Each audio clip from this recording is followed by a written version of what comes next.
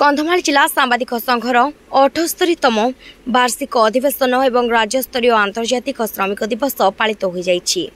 एथिपाई फुलवाणी स्थित गांधी स्मृति भवन ठारे आयोजित कार्यक्रम रे मुख्य अतिथि भाव में फुलवाणी विधायक अनंत कंहर, सम्मानित अतिथि भाव में फुलवाणी उपजिलापाल शेषदेव मिश्र, पौराध्यक्षा श्रीमती स्मिताराणी महांती कंधमाल जिला सांबादिक संघर सभापति डॉक्टर अरूप कुमार जेना, सुनील कुमार पट्टनायक, संपादक जयसेन परिडा, उत्कल सांबादिक संघर संपादक वेणुधर पंडा, जातीय स्तरीय सांबादिक प्रसन्न त्रिपाठी जोग देथिले।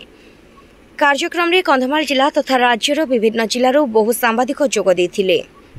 एही अवसर रे सांबादिक और राष्ट्र गठन रे संवादपत्र भूमिका उपरे आलोचना होइथिला।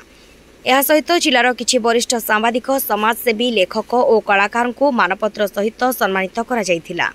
कार्यक्रम रे जिला सांबादिक संघर संपादक जयदेव परिडा राज्य सरकार एवं जिला प्रशासन को सांबादिक मानक सुविधा असुविधा विषय अवगत कराइथिले।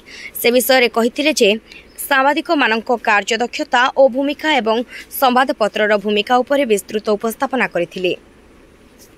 राज्यर समस्त सांबादिकों को चिन्हट करी सेमानक सामाजिक सुरक्षा भविष्य निधि पांठी थैथान सहित जिला मुख्यालय रे सांबादिक कार्यालय स्थापन करिबा पाई मध्य से प्रशासन निकट रे दाबी करथिले।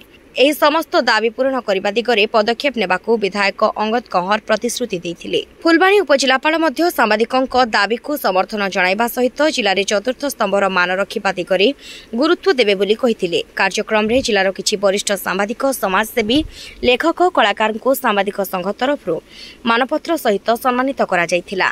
एही कार्यक्रम रे जिला तथा राज्यर विभिन्न अंचलर 300 रु अधिक सांबादिक जोग देथिले। कंधमाल अच्युतानंद सेठी रिपोर्ट, पृष्टि न्यूज।